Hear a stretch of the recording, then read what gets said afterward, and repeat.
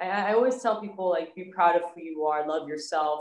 I've been told that the way that I want people to be comfortable around me, I don't let myself be comfortable around other people. Hello. Hi, nice to meet you. Really nice to meet you. I have been a fan many, many years, so this is an absolute honor.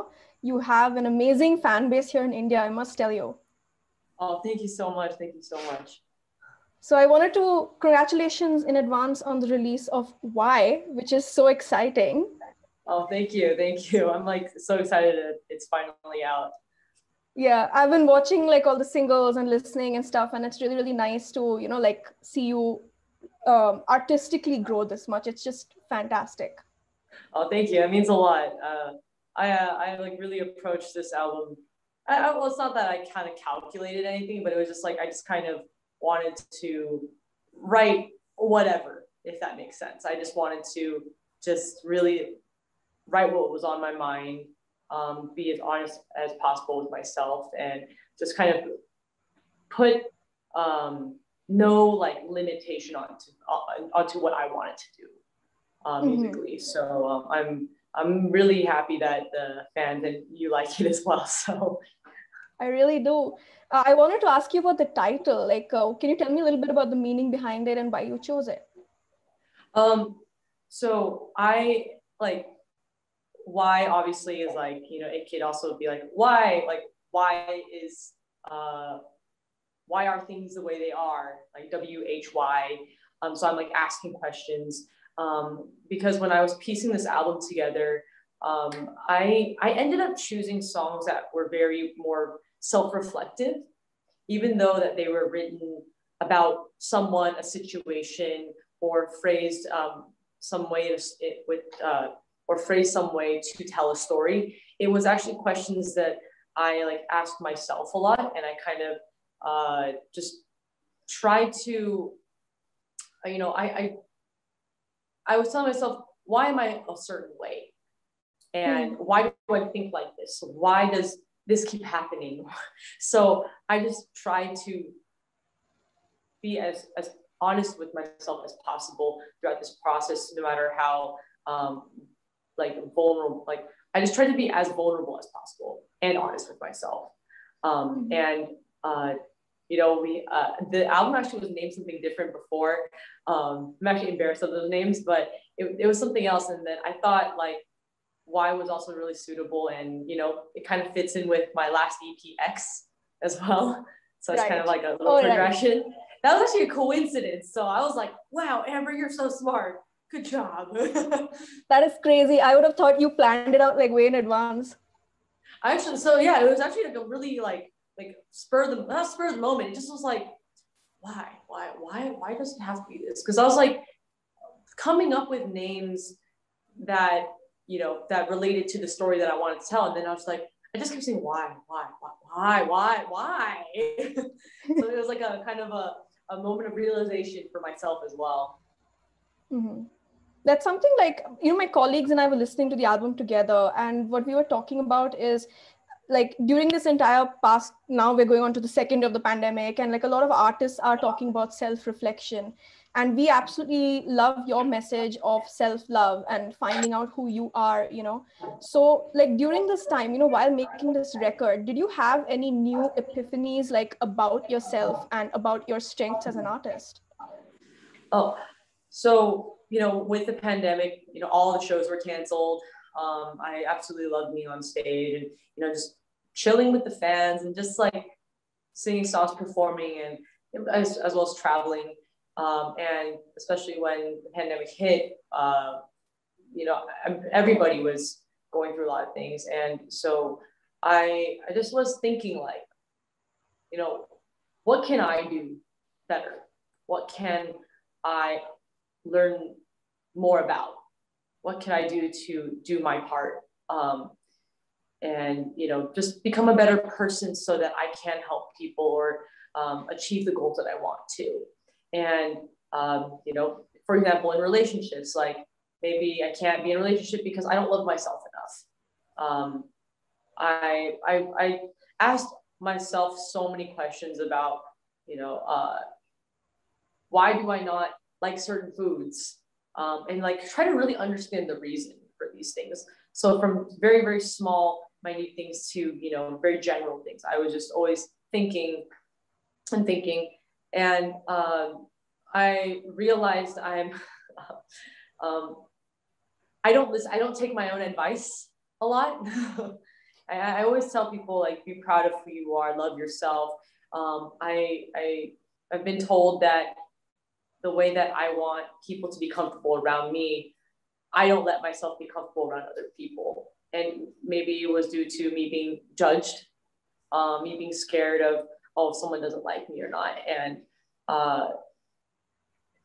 I think it was hard because like I've been in this industry since I was 15, and growing up in the industry, it's like I just naturally, like I was naturally just taught things and it just stuck with me, and I never could really I never thought those were bad habits until I grew older.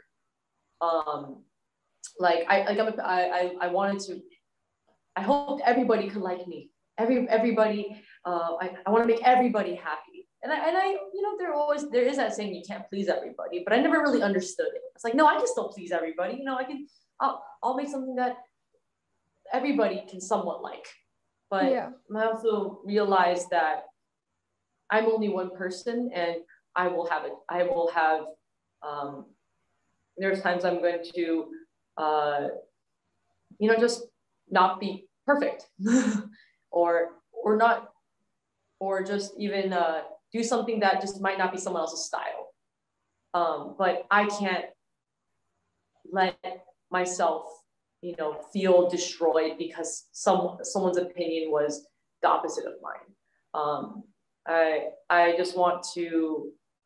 I really wanted to focus on, I felt like I was really spreading myself thin in those ways, because not only back then I was, directing my own stuff, I was editing it. Now I'm learning to kind of let go slowly and, work more with my team on many aspects. There were a lot of things that I self-reflected on am I not being honest with how I feel about someone's work, or what they said about me, whether it was my friend or a close colleague or my family. So I started like just being like, hey, I was really uncomfortable with what you said. It's still hard for me, but yeah. I'm learning to be more vocal and transparent with people in those ways. And also, yeah, like with myself starting like, wait, did that make me uncomfortable? That really did make me uncomfortable. I didn't like that. I should probably bring that up. Like simple things like that. The level of relate, because I think it's something, as we all kind of get older, you sort of realize even what your boundaries are and what you won't take, right, from other people. Like you won't take the shit, you won't like. So that I completely agree with so much. Like when you were talking about it, I was like, oh my God, like this is my life. Yeah. I kind of feel you. Like when I was a kid, it was just kind of like, yeah, like, oh, cool. Like I'm a singer, and okay, everybody likes this, and I'll just do more of that. But then all of a sudden it becomes something that's just like not part of you anymore. And as you grow older, as you said, boundaries, like I used to, when I was living in Korea, because I did not have a sense of like, I don't have any family there, like actual family there. And so I actually had a small community with my friends, and who were not native to Korea. And we just kind of were like a family there. And what I started doing was I started like, oh, maybe some other person out there might not have a home. Maybe I should just kind of open my doors up, just in case to have like maybe a safe place, so that we can chill and just hang out, watch movies, and not care about the real world for a bit. And I started realizing that I did that so much to the point where I did not have my own space. And I also started getting tired. And I also realized that like the more tired that I get and the more that I try to help everybody, that I can't help myself as well. So I'm learning to balance the two, and just try to be on top of, but I do generally love you know, hosting people and just treating people well, because that's like, without the help of my friends, I would not be where I am today. So, but there is a balance that has to come. Like, I want to help you, but I also, like, I can't help myself right now. And I also realized if you yourself aren't good, you can't really help other people. It's like in the airplane, they have that when oxygen masks drop down. Yeah. Yeah, it always says to help yourself first before you help others. And I really actually, I was like, that's really deep.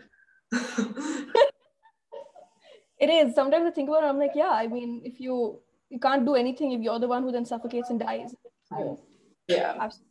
I loved something that you said in an interview you did a couple of years ago. I think it was at MTV, where you talked about, like, as an artist, when you're trying to find your own voice, right? And then you're influenced by so many things, whether it's the label, the management, other artists, what the audience wants.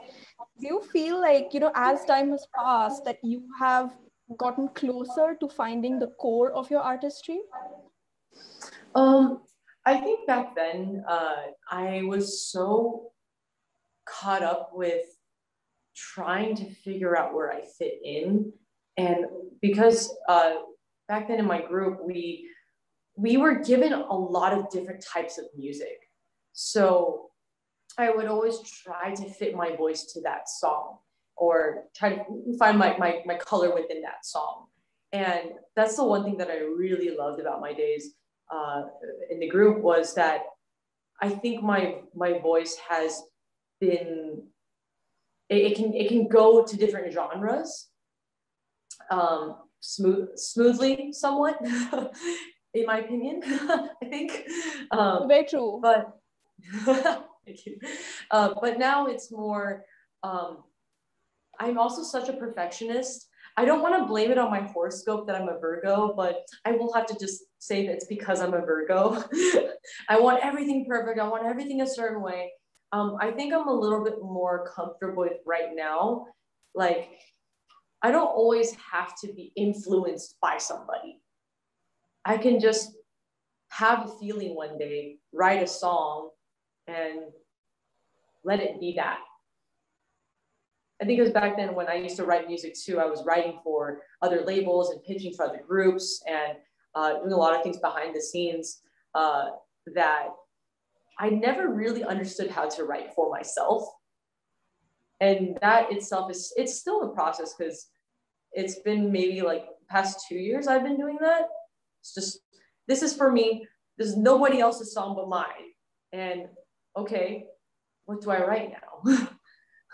Because in the end, like, I've talked with so many producers and songwriters, and we were always discussing, like, yeah, like, we try to write in a way where it will be good for the market, or good for the group, or if we're going to pitch it here, we can pitch it like this too. And, oh, this part, we can do this. So it was always kind of having this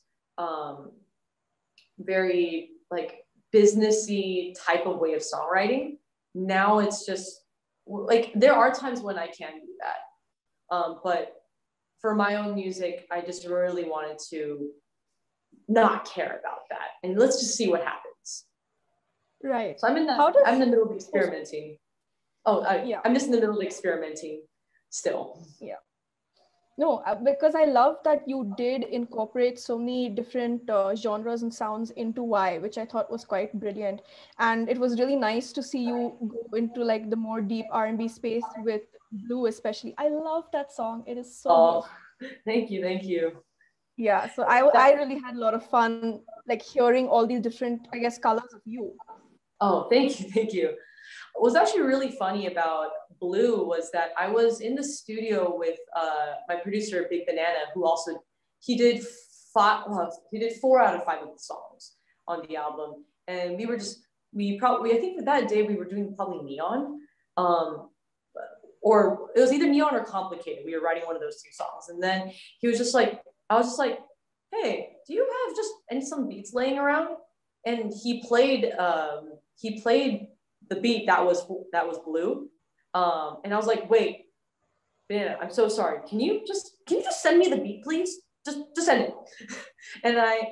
And I was listening to it at home, and I was just like, oh, and then I actually had an old voice note and some lyrics written down from tour, which was a couple months before that. And I just started singing that melody over the beat. And I was like, this works. It was the, I've been painting all these pictures just like I always do. So I started just, oh, this is it. And my inner songwriter is like, okay, for the chorus, it has to be this big finish, has to be like all these high notes and some catchy melody or something like that. But I was like, no, I'm thinking about you. Yeah, yeah, yeah, yeah, yeah. I was like, yeah, it doesn't have to be high. So I kind of really fought my own my own instincts while writing that song. So it was actually it was like one of the faster songs that we finished for the album. Well, I just got like literal goosebumps while you were singing it. Just gotta say. But how did you like choose your collaborators for this record? Because like I know Massive Way was on Blue, which was just outstanding, and yeah. Then there's Juno Flow, there's Blow Fever, and then of course. So how do you like choose your collaborators, and how does your songwriting process change depending on like who you're working with? Yeah. So some of the collaborations are more like I ask my manager, because sometimes like when I'm at like I'm like who would be good for this song, like who would vibe with this story. And for Blue, on the English version we have Juno Flow, and Juno's just been a homie, so I was just all like, and Juno also works with my producer Big Banana as well, so I was just like, I'm like, Banana, do you think Juno would want to hop on this? He's like, yeah, I'll hit him up. And because like I've met Juno many times, like at like parties or events and through other friends, but we never really like had each other's number. So I finally got it, and I was like, yo, Juno, hop on this track, let me know what you think. And he had his verse, and I was like, okay, we're done with this one.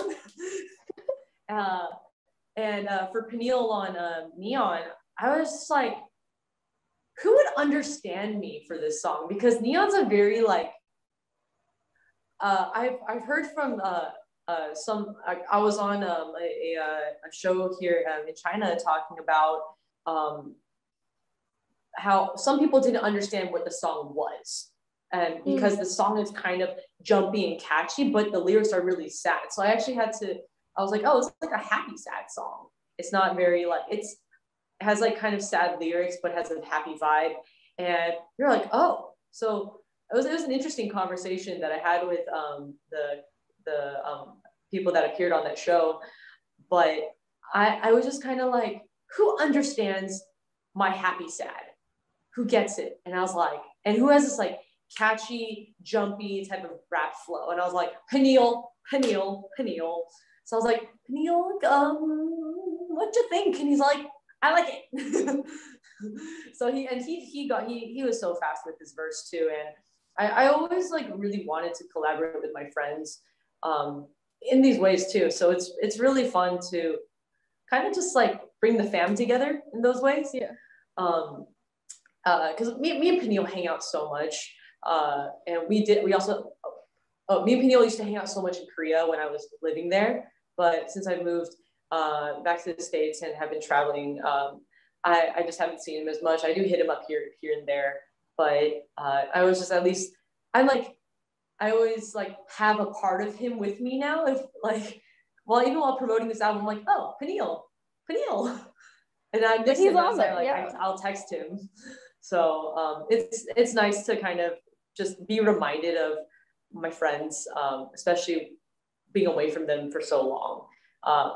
And for like Masaway, I knew of the Higher Brothers. I really liked their music, but I never like in depth knew, I didn't know too much about them. And one of my managers was like, hey, for the blues version, blues Chinese version, what do you think about Masaway? I'm like, do you think he'll get the story? Like I was just trusting my team at that point, and I thought Masu would be dope on it, regardless. I was just like, I just hope that they get the story. That's what I hope, because sometimes it's hard for me to explain what songs mean, because I just write them and I'm like, they're my feelings. But and for Blow Fever as well, on the Mandarin version of Neon, I just heard that he was a really dope rapper. He was on some really hot shows in China. So I was like, yo, I just want someone that can just vibe, if that makes sense. Yeah. How do you, like, is there, what are the biggest challenges? Because I think doing a bilingual record is like really incredible, by the way. I think that's so wonderful. And like, what were some of the biggest challenges of doing a record in 2 different languages? Memorizing the lyrics is the biggest one. And sometimes, like for Neon, there are like a couple different like little tweaks that are different. Like in the last chorus, it goes, yeah, I see neon for the Mandarin version, but in the English version, it just goes neon, like these small little details that I have to match. And I also just remembering which version that I'm singing is also very important, because some songs do overlap in lyrics. I do get confused a lot. And then another big hurdle is when I have a dance with it. So I used to do this with Shake That Brass. So Shake That Brass, I actually performed for the first time with choreography in English on Chong 2021. Yeah, I saw that. And yeah. I was like, I had just gotten out of quarantine. I probably rehearsed for like a day.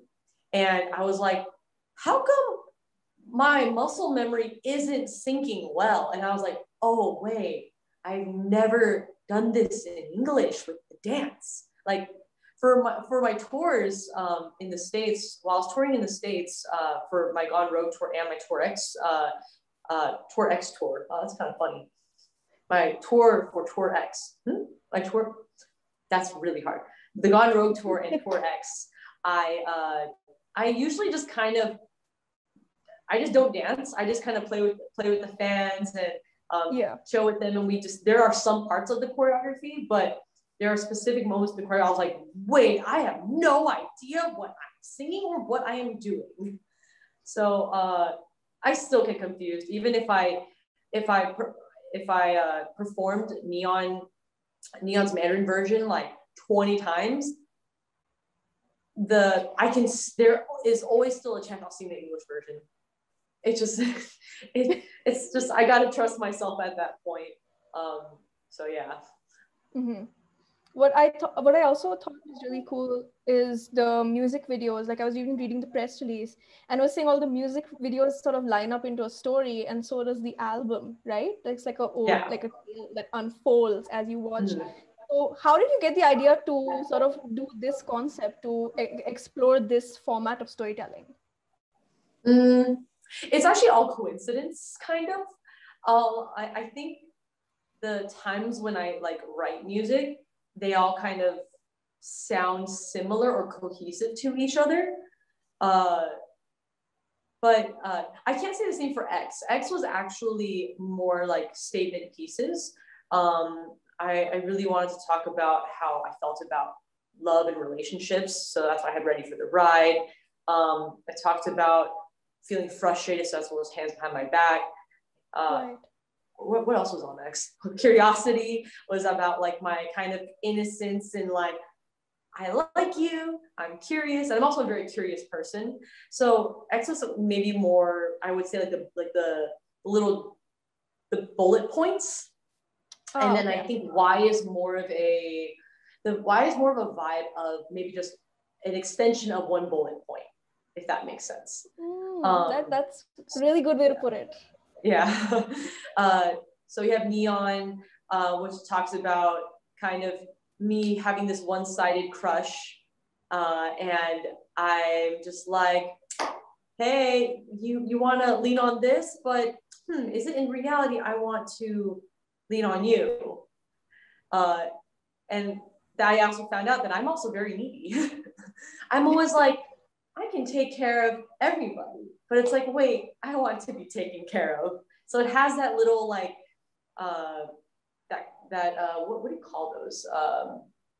It's like a, it's like a, no, it's not hypocritical. It's a ironic. Ironic. There, thank you so much. It's ironic. There's irony. I felt that. Thank you. Thank you. While watching Mune, I was like, wait. Earlier. Yeah, that makes sense. I was like, that's really making sense because I'm like feeling the same feels. Yeah. I have to speak 3 languages a day, and sometimes I just don't know how to talk anymore. But yeah, like, so there's always like a piece of like irony in it. And I think it's because, yeah, like I always like want to be open, like I'm human, I'm not perfect. Just because a song says this and the next line says another, it's like kind of our human nature. We kind of change our minds. We kind of just do something. We're like, oh wait, that probably wasn't smart. Or when I say this, do I actually mean the other thing? So it's kind of, I guess, just kind of being human in those ways and having fun with that. Make It Better was about, I just really I had a friend that just was going through a lot, and I really wanted to help, but there's nothing I could help them.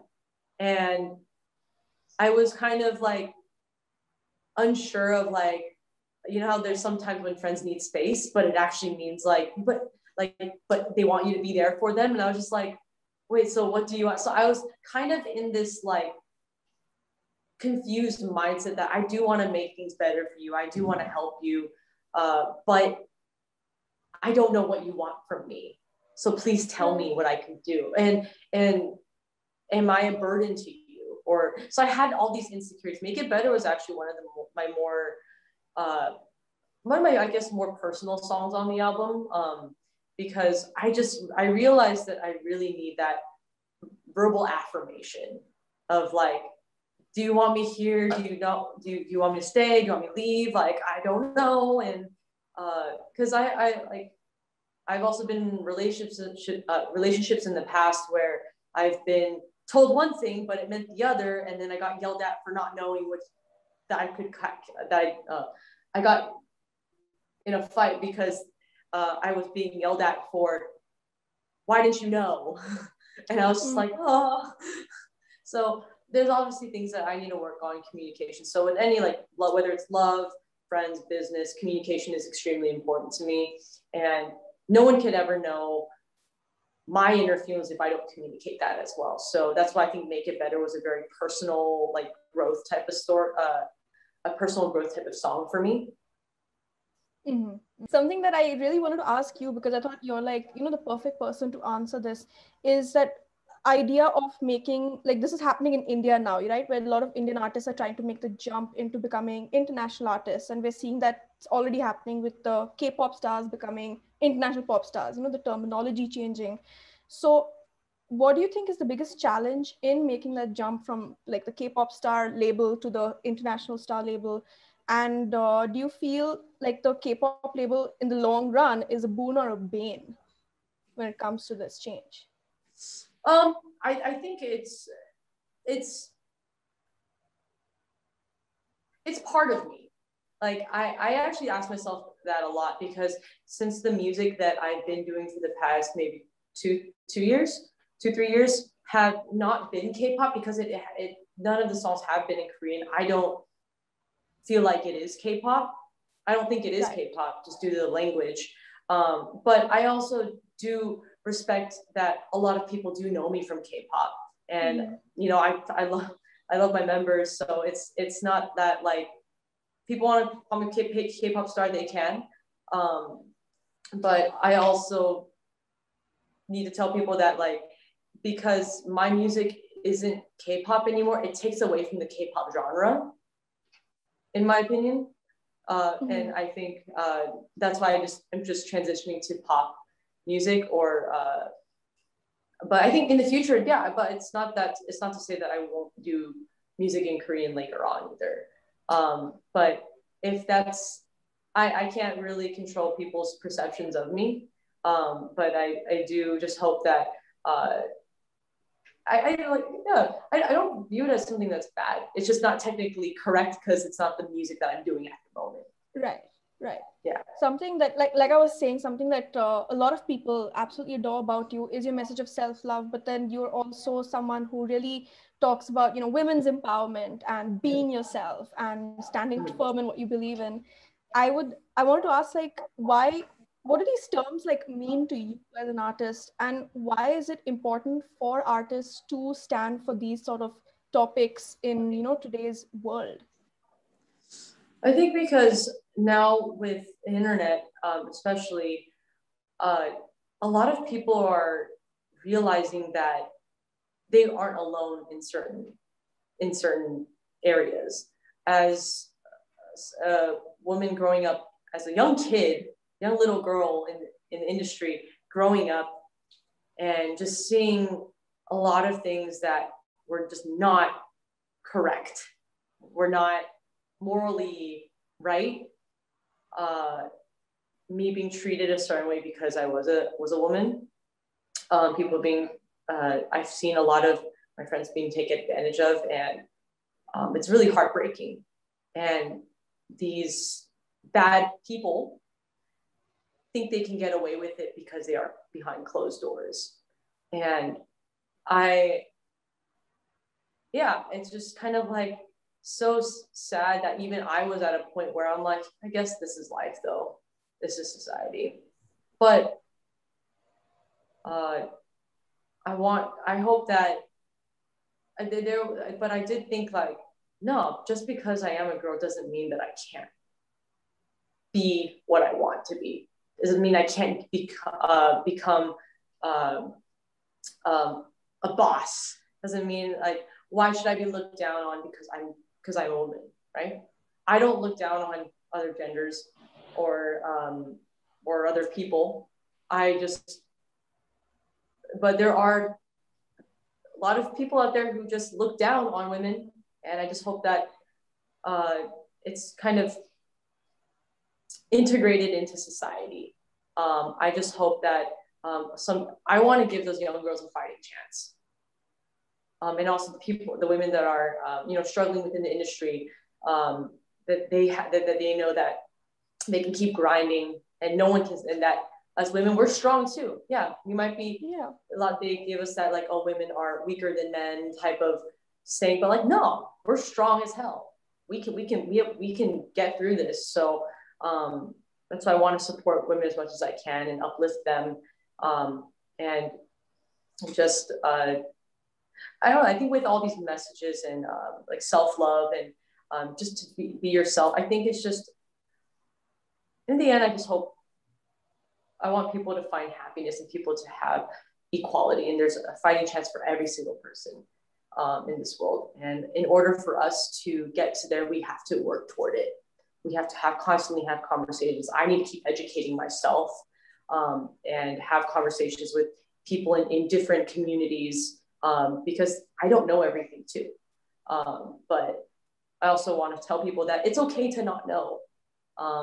Because I know there's people out there who do want to do some change and who do want to help in some way, but because they don't know, they're scared, and or they feel dumb sometimes. And I'm like, hey, it's okay to feel dumb. You don't know now, you can find out tomorrow. You can find out eventually. You can learn. I want to keep promoting the sense of, we can learn together. We'll figure it out together, and we'll figure it out as a team. Yeah, but I just want to say thank you for being you and for being a beacon of strength for us as women. I think that's something we love, that you're there, just remember. Do you have any message for your Indian fans? Do you have anything that you want to say? Because you're so beloved over here. Oh, I've been hearing about all my fans in India. I have still not got the chance to go over there. I know with COVID going on, everything's been very, very, it's been hard for everybody. So I just hope right now everybody stays safe and just everybody just continues to love and be kind to each other, and hopefully see all that one day. Yes, we hope to have you here very, very soon. Thank you so much, Amber, for joining me today. Lovely to talk to you. No, thank you so much for having me.